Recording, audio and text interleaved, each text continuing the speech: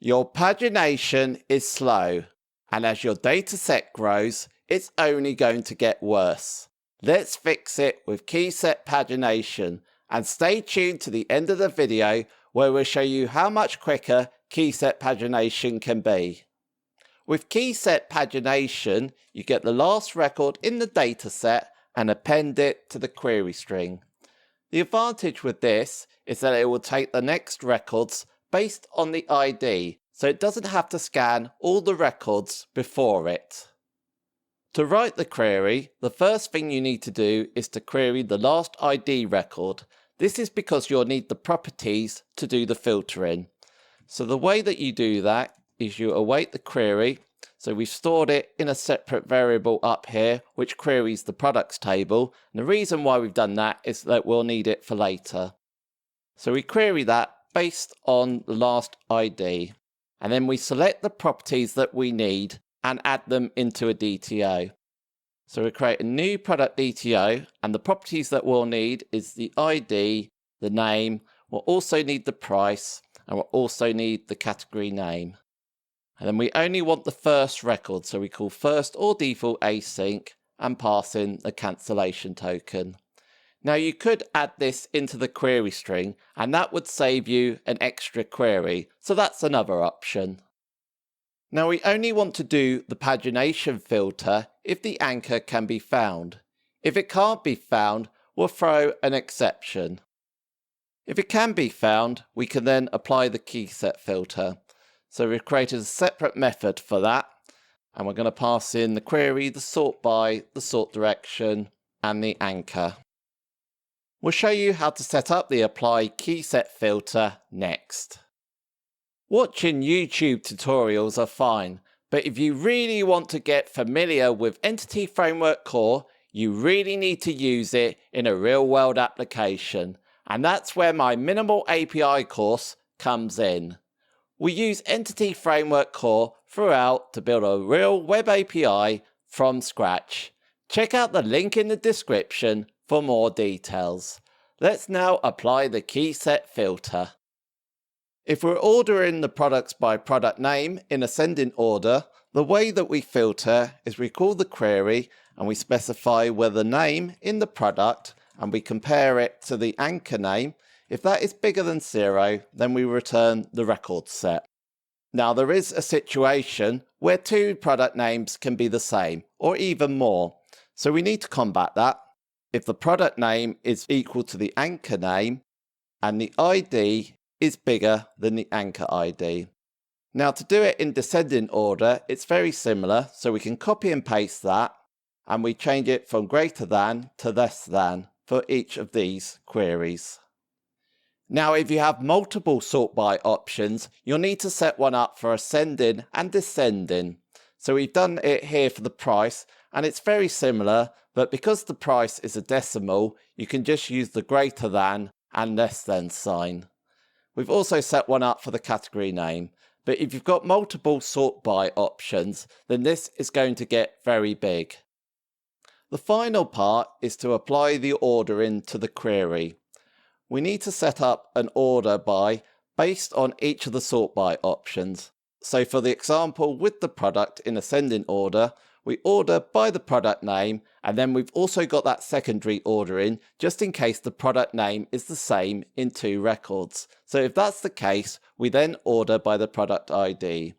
We've also done it for each of the sort by options in ascending and descending order. The next step is to run the query and see what SQL it outputs. And if you're getting value from this content, hit the subscribe button, as we're going to be doing many more videos on Entity Framework. And this is an example of the SQL that it outputs. So all the pagination filtering happens in the where clause. So we're saying where the name is bigger than the anchor name, or the name is equal to the anchor name, and the ID is bigger than the anchor ID, just in case the name is the same on more than one record. Bear this in mind because next we're going to show you offset pagination, and it outputs the SQL differently.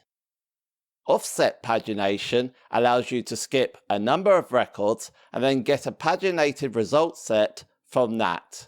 Now this can cause performance issues, particularly if you've got a large data set. The reason being is that it needs to read all the records before getting your paginated result set. But it's a lot more simple to write. So with the Keyset filtering, if you remember, we had to get the anchor and then we had to apply the filtering based on that anchor record. But with offset pagination, we don't have to do that. We just get the products and we can still call the apply order that we used with the Keyset pagination, but all we need to do additionally is just to skip the number of records. We then take the records that we want, select the products, and then return it as part of the response. And this is an example of the SQL that it outputs. Now the key difference is that there's no where clause. Instead, there's this offset line where we offset a number of rows and then we fetch the next rows, depending on the size of our pagination. And it's that line that slows down the performance with offset pagination. Shortly, we'll show you a speed comparison between Keyset and offset pagination. But to get the full benefits of Keyset pagination, we must add indexes. The products dataset has 3 million records and we haven't added any indexes to it. Now we're going to get the Keyset pagination and return 500 results. When we do that, it takes over a second to run. And it's a similar story with the offset pagination. When we run that, it also takes over a second. Now this is running on my local machine where the database and the application are on the same machine. You imagine if your database is located elsewhere, you'd also have to add latency time to that response time. We'll want to add an index for each of the columns that we're filtering at the same time.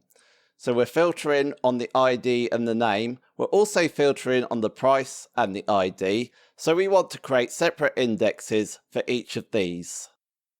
So in this migration, we've created indexes for the product name and also for the price, including the ID in each of them.